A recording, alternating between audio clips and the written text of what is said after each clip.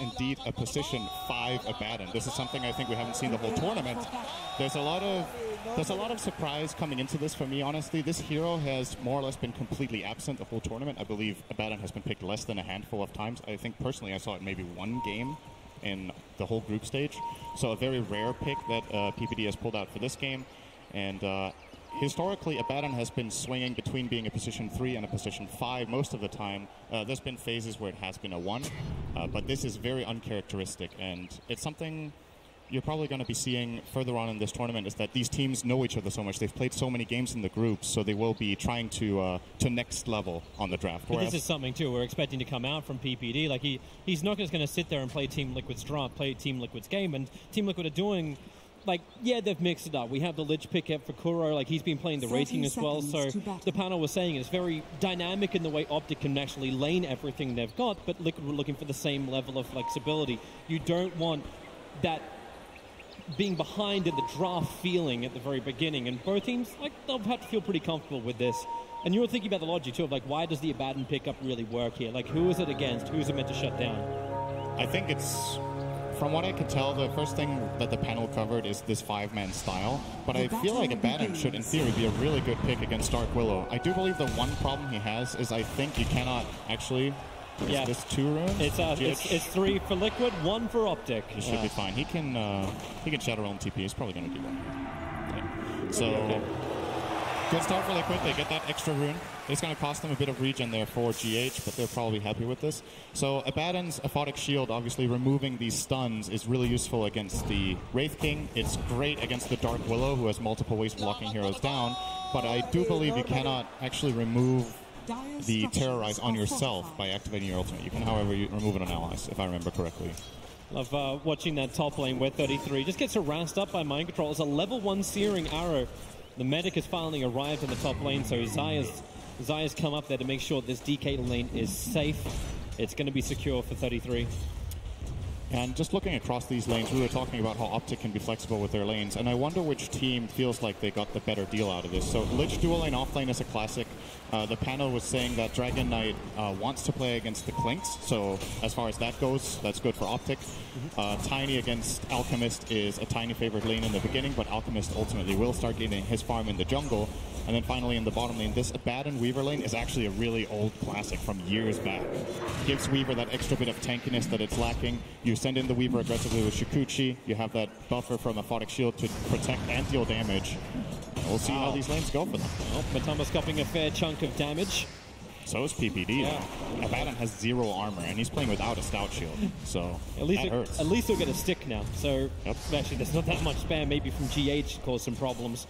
But how does OpTic actually deal with the mid lane? We've seen Tiny versus Alchemist. I think Samel was the best example from the group stage where he just followed the Alchemist wherever he goes. Do you want that kind of level of aggression from CCNC? Or is it on the rotation from the side lanes? Well, what I generally like to say when Alchemist is in the game and it's a core, then it's an Alchemist game. Like, he is the centerpiece of the game for both teams, really. You can't just leave Alchemist completely unattended. So first of all, you want CCNC to aggress in the lane. What Sumail did in the group stage was kind of extreme in terms of aggression, but in the right case, it can be great. Generally, what you do, though, is you bring supports in to try to contest Alchemist's jungle camps. You try to either steal them or kill Alchemist as he is farming them.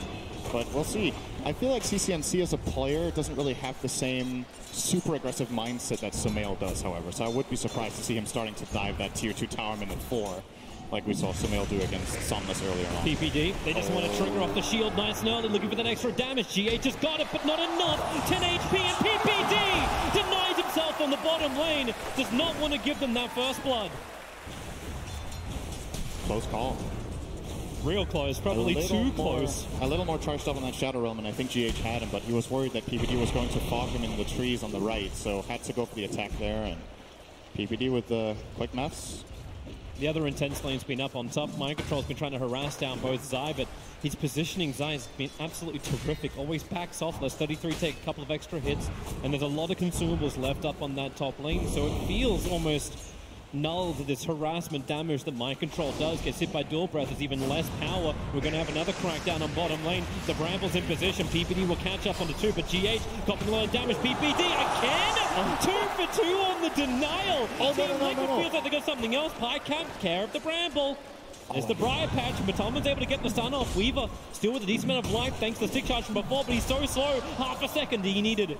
And he had it to get the Shikuchi off and back underneath the tier 1 tower in relative safety. It might not look that big, but Pycat popping that Bramble actually cost him so much regen. He's going to have to send out extra regen. Matumba Man obviously taking advantage of it, getting that Wraithfire Blast out, doing a lot of extra damage. Kuro rotates in towards the mid, just harassing down CC&C. They'll burn the salve and they'll back out, but huge thing as well is like GH has had to walk all the way back to base. It's been the long walk of shame before he can return to the lane. This rotation from Kuro from top to mid is very natural for him because he wants to check the 4-minute rune, and he just walks in. I'm not sure if he's trying to next level OpTic here by pretending he warded. He didn't actually have a ward with him. Usually you do ward for that nighttime in the mid lane, but for now Kuro didn't have it on him, but imagine it's flying out soon for their courier. As for OpTic, nobody actually has a mid ward right now, which should be really important. You want to control these runes when you're tiny. You want to get this, for example, haste that CC&C has right now. One of the best heroes in the game to get a DD on.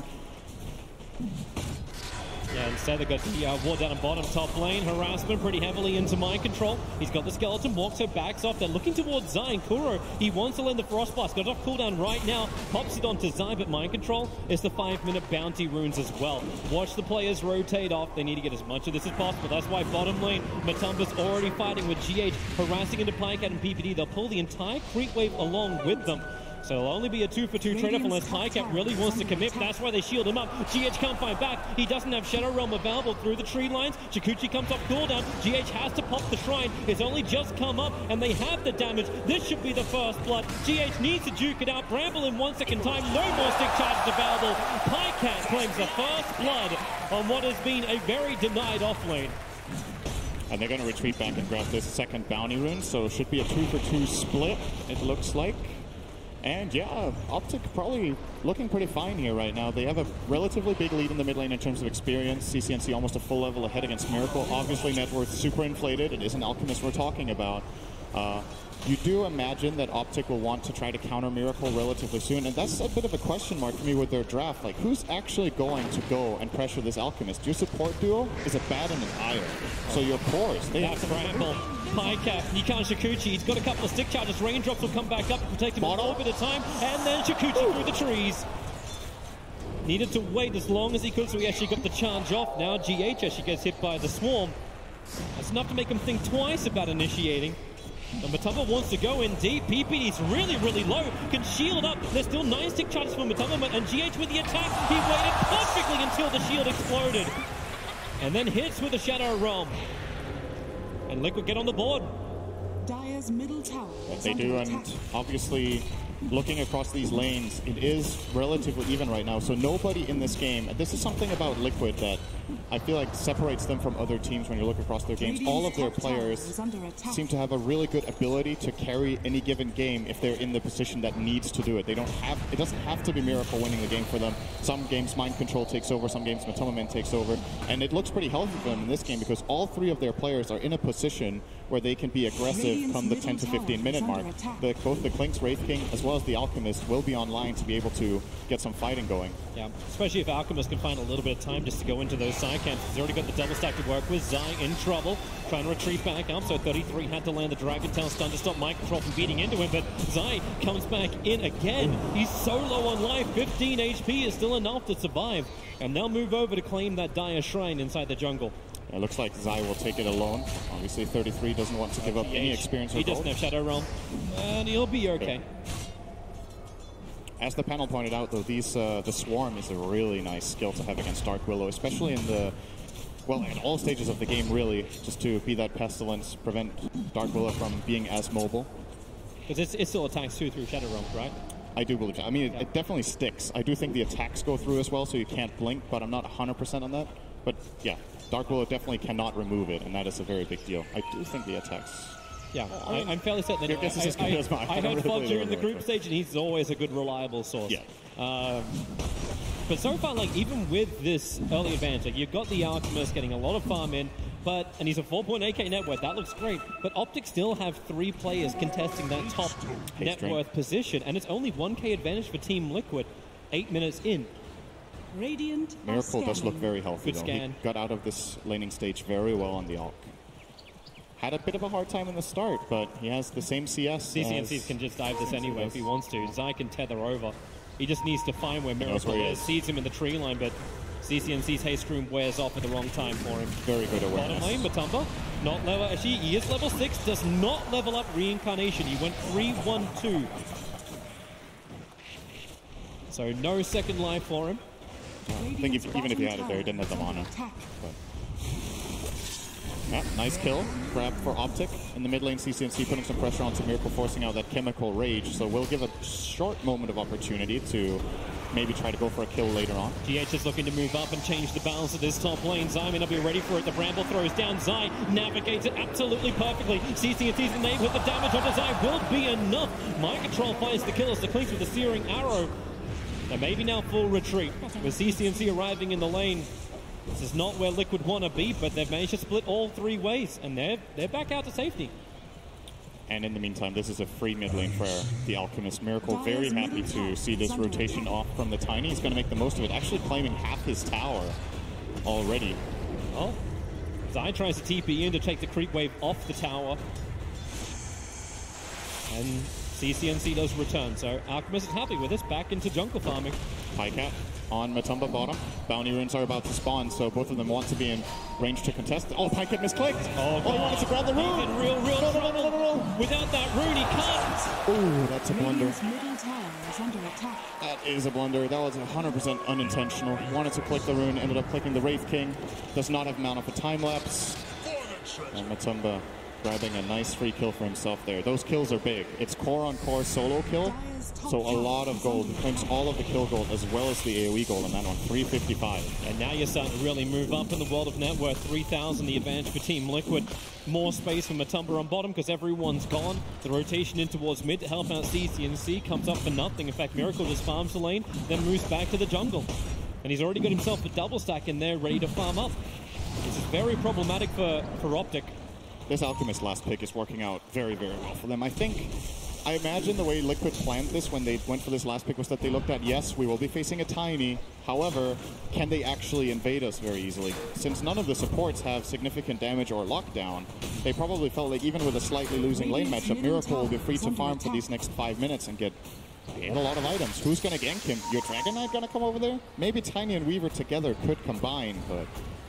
They have the opportunity at least because he's going for a straight Radiance build. So that Radiance should be out by the 13-minute mark. Matumba in real trouble on bottom. Still doesn't level up that Reincarnation. Now he does. He's got the mana available for it. And a pretty damn big army. They slow him down. Kuro will TP in over. Pinecat made his break to the tree line. And they've got help. CCNC is in the neighborhood. And now, well, with a Kuro Lich ulti bounces up to PPD. He will die as well. It reaches far enough. And with a curse around, CCNC's having a hard time getting away from Matumba. Just slowed up. GH can no longer help. Pinecat was too much on him, so Ishikuchi's down with the trees. But GH, he jukes it out, goes to the right side. Pinecat still got another chance because the swarm flies through. It doesn't latch on GH, however, so Ishikuchi's down. There's a Curse Crown to keep the stun going. Pinecat time lapses off before the damage can arrive, and with the Bedlam out from GH, Pinecat just had to Ishikuchi himself away to the other side of the creep wave to safety. Maybe not all the way. Matumba wants to hit him a couple of times, but he is in relative safety. Maybe with CCNC arriving, Avalanche is going to arrive with the taunt, Pinecat and PPD.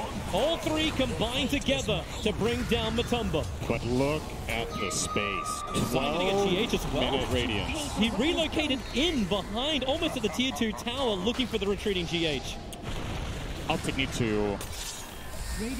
They just need to up the pace here. They can't keep playing at this pace. Miracle's getting way too much. You see him already showing up with this Radiance. This has got to be... There's also the mental aspect of this, right? You're playing on a big stage, you're playing an important game, and you see a 12-minute Radiance on Alchemists. Yeah. You need to start game planning now, like, okay, this is a problem. Like, what is our solution? And I think if you just play slow, go for a couple of lane picks here and there, and just let Miracle farm, this game only ends one way. Alchemist has played so many games like this. And you look at the late game counters, which is another thing. Like sometimes, yeah, you can give Alchemist a bit of space. You know, it's all right. We've got some of those late game carries that are really good against Alchemist. And this game was like nobody was going to kill this guy. Yeah. If they had that late game edge, then yeah, maybe this would be a better position. They could just continue to do what they're doing, which is hunt everybody else. Zai's in trouble. Just came up for a little bit of a ward mission. And Matumba as well as GH just lock in control. PPD, tether away. Zai wants to survive. The Curse Crown's still going to connect. And Kuro will pop him. Just letting that Chain Frost go, very liberal with it. Matumba's not done. Blinks forward towards Abaddon, but he's done. Borrowed time is available for Abaddon. He was hoping to proc that, but just didn't get under the damage threshold of 400, so TPD will have that available. I believe we're looking at a smoke here. I think they want to go and make a move on the Alchemists. Exactly what's happening. Can't keep waiting. They do have a good aggressive ward, so this is the Weaver as well as Tiny combining. You know what? I'm not... Okay. Is this enough? That's what I'm wondering. He has stick charges. He has strength treads on. They don't even have a slow. They don't have a control. It's like CC&C has it the Avalanche and toss Miracle. He stuck around long enough to actually come in range of that high ground, but Chemical Rage starts to wear off, but GH and Kuro nearby. They're there to support him. PPD caught inside the bramble, but he'll be fine. 33, he's actually hiding in the middle of like the entire lane. As Mind Control and Matumba were looking for a kill on him, but that early I don't Shadow Amulet's going to allow him to survive, and yeah, that wasn't intentional. Radiant's bottom tower is under attack. I don't think Liquid saw it, but if they did, PPD is a very easy grab right now for 50 seconds. No borrowed time on him. 33's TP down to the bottom lane. OpTic want to change the point of attack. They want to try and find Matumba, and man, he blinks over the swarm. Pycat saw him go. They'll create a small little army. But with the Dragon Form 33 arriving on bottom lane, this is now tower taking time. This is going to restrict the map of Team Liquid. But that's why they look for the rebuttal. They've got Clinks, the king of killing tier 1 towers. Yeah, Mind Control's just having a blast, honestly. He hasn't really had to move much. He's got a higher net worth than any of the OpTic players. Matumba went for the bounty, and this is going to cost him. Pick him up, throw him down. Matumba did not have reincarnation mana. It was off cooldown. Yeah, I think he purposefully didn't get enough mana there. He could have sticked to have it, but he didn't want to die twice. So now he at least has his ultimate when he comes alive. He knew he was way out of position there. Getting the bounty rune is still a huge win, though. He is on the Alchemist team, so even sacrificing a core to get a bounty rune or two can be worth it. 33 is using the end of his Dragon Form to try and force in the mid lane, but CC&C attacked up by GH with the Bedlam. He'll go back in towards Roshan. Thinks about the Terrorize, but he's buying time. Alchemist, Concoction, doesn't want it. Actually blinks away before throwing him. That means CC&C. Oh no! He thought GH was going to walk up the ramp. Dire's structures are fortified. Oops. Mid lane pressure. Acid Spray will slow this down. Fortification going to do the same type of thing. Kuro, the Chain Frost, it bounces out. And it just continues to work with the catapult against CNC. But he's a tanky enough, is he? Not for Concoction. Zaya's doing the best he can to keep him alive. But now gets caught in the bramble. It caught 2 heroes. Now the TP out from 33. He'll have the time because there's no more stuns available. So Tiny as well as Io will pop, borrowed time. DPD's got it. 2 seconds until shield's up. And he doesn't have that time. Pycat does the best he can to keep the mid lane continuously pushing in towards that tier 1 tower. 68 HP, that's worth a denial. I love this build from Miracle, by the way. We haven't really talked about this Blink Dagger on Alchemist. You did point out he blinked backwards once. Most of the time when Alchemist has a good start, we see them going for this very snowball-y approach where you get the Radiance, then you get your next item such as Manta. But in this case, going for the dagger, realizing, well, I'm actually strong enough to just win fights, so why wait? 33 found the perfect target. GH was just sitting in the tree lines. It's only a level 1 Dragon Tail stun, but it was enough. Pops the Dragon Form and ensures the kill. And it's at this point you look to OpTic and you look at, okay, what's our solution for Alchemist? Can anybody get a Spirit Vessel here? Io has the urn, but looks to be planning for a Glimmer Cape. And the problem that I still see is Liquid will have these tanky cores, Alchemist, Wraith King, and even the Clinks with Death Pact. All of them will have ice armor. In the OpTic gaming lineup, do they have the oomph to get anyone down? Well, maybe not. They'll try it now. The Observer Ward saw Miracle, and with the Swarm on top of him, Miracle's losing armor real quick. Puts down the Acid Spray, but they bring down the Beast. Biggest kill on the map. Alchemist is top net worth. He's on the leading team. And these kills are worth so much money. How much did they get for that kill? 537 gold into Zai. Yeah, they got 1,000 in total, and Miracle lost 400. So that's a 1,500 gold swing, just that one kill. And you want to look for that Alchemist. It's the Diffusal reveal from the Weaver that gets the job done. GH and Mind Control looking to wrap around the bottom. They don't have Bramble available at the moment, so finding a kill is difficult, and you're fairly certain Zai wants to do a relocate gank onto somebody. But the only place they really have to go is potentially top lane. Yep. Mid tower's already claimed, bottom is claimed, so OpTic need to find their next objective. They found it. Mind Control, they're still relocating into the tree lines. Actually cancels it. Zai does not want to bring everybody in, and with that Pycat, he can time lapse. PPD freed him from the GH curse, but then PPD, how many times can he bounce his way? So unlucky, but he still wants to try and fight it off. He doesn't have the borrow time available, so PPD will end up falling, but Pike has the bigger one. Chikuchi up, he's still dusted, but he'll get up the hill and far away. So PPD, we know the 5 positions have it hard, but that is just brutal. That was pretty funny. I think that was 4 bounces in a row where there was 1 or 2 secondary targets that could have hit instead, but kept jumping to him. I mean, in a way, maybe he was happy with it. You know, I'm in on my ulti, so I'm getting healed from it, but the slow stacking is really, really a problem. Yeah, but he did his job, right? He saved the Weaver from the terrorize. Did the right thing, for sure. Yeah. Big pickup and a big reason too why you want to have that Abaddon. It's that saving grace. Like, we've seen a couple of oracles appearing, but OpTic shield makes it very difficult for Liquid just to focus that target with disables and just pop them. But they're still looking very good, Team Liquid. 9,000 gold advantage. The Manta Style just got completed over a Miracle. OpTic Gaming need to... You said amp up the tempo. It's still... Can they amp harder?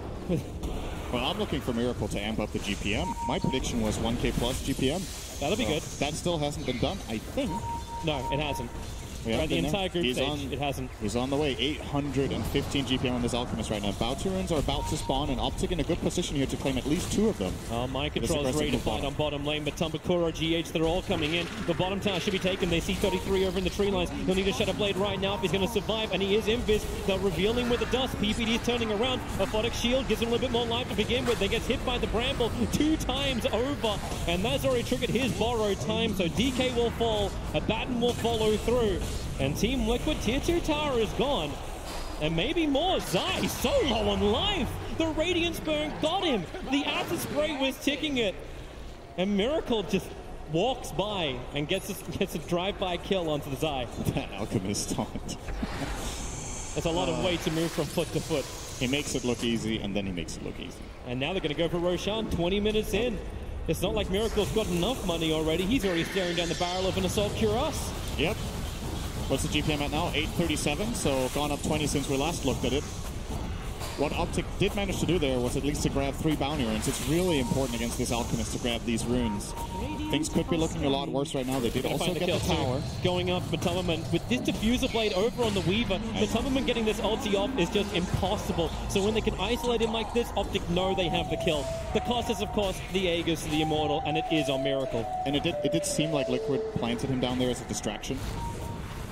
Mind Control triggers up PPD's ulti again. CCNC's nearby. Avalanche toss. He's finally going to try and get rid of Kuro. No, he can't. The raindrop protecting Kuro so well. So CCNC, he can't finish the jump. He's tiptoeing around the bramble. He wants to go again. Blinks off cooldown in 4 seconds time. They don't know Kuro's in the tree lines, but now they know where Mind Control is. Dragon Tail stuns up from 33. He came under the cover of Invis. Pycast there too with the Sentry Wars down. There's nowhere for Clinks to really run off to. Or is there? He's still got the Swarm on him in Mind Control. He's actually got the distance. He's got the speed. And he's away. Only Sentry's on PPD in that situation, and that doesn't cut it for that kill. And you know what, Toby? What? Space for Miracle. He's just farming. He's up to 870 now. Let me keep the tally going. My space created. Copy paste binds. Yep, pretty much. And Miracle has practically got the AC. Yeah. He's getting really, really big here.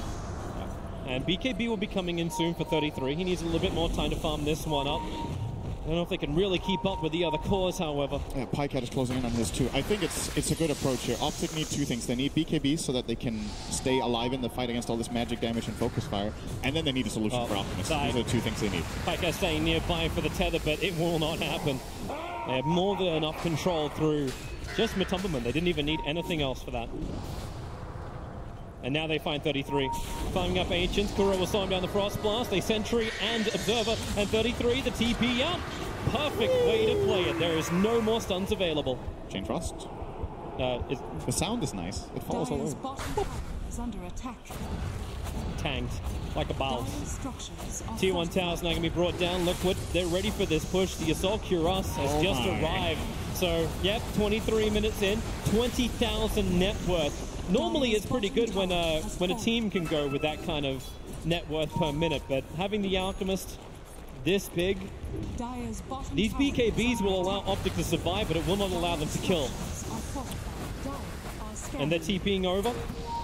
The Dire scanning up. Highcat wanted to know it was going to be safe, trying to get into the back lines. As the front lines attack, the Swarm is really good. Hits mind control, hits Kuro, and that's why CCNC focus him. Concoct is done into the rear. They're looking for the kill onto Zai, able to claim it. So there goes the medic. And then Reincarnation. Wraith King gets back to the world of the living. The Bramble, it won't catch anyone from OpTic. Neither does it Terrorize. Two huge whiffs. And OpTic have an opportunity with these control factors gone and Chemical Rage timing out. OpTic will look to turn this. They've already managed to nuke down GH. CCNC sacrificing himself to do this. With none of that burst damage, OpTic just have to stay inside their base and fight illusions. They can't even fight the real stuff. And you still have the second life on Miracle in this situation. The Aegis wasn't burnt.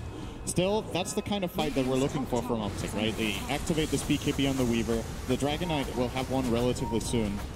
And, well, it looks like Zai is indeed working on that Spirit Vessel. However, he has to play around a couple of additional problems right now with both the Manstall and the Aegis.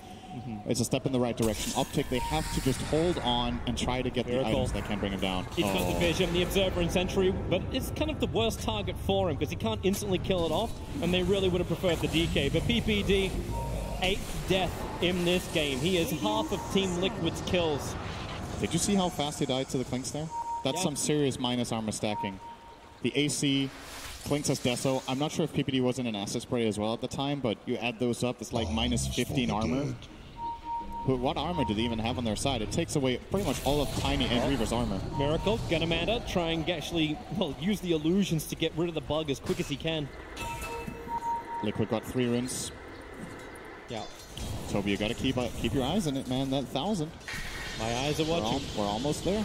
I'm watching mid lane. Zai comes in. He's trying to think he's under the cover of Glimmercape, but the Sentry Ward was already down from Liquid, and it is the ultimate trap.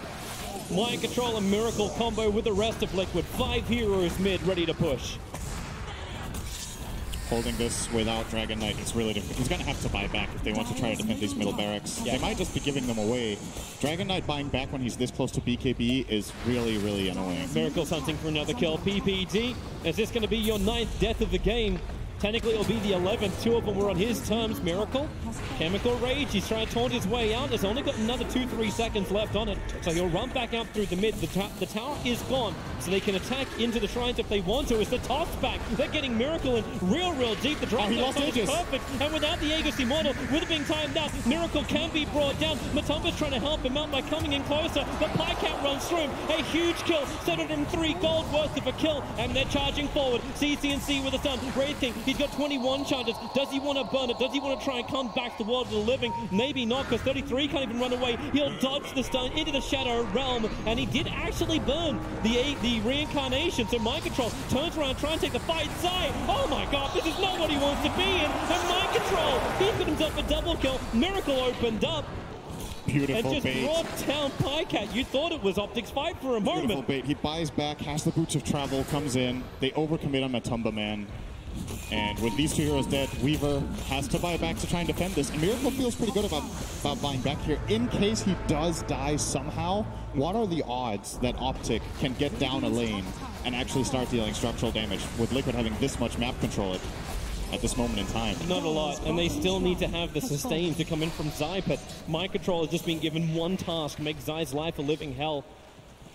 Both of these supports, you actually see how much they've been focused. 8 deaths on Zai, it's 9 deaths on PPD. They're not even worrying about the cause, they're worrying about the sustain that OpTic can give their cause. Delete this, then the cause are an easy thing.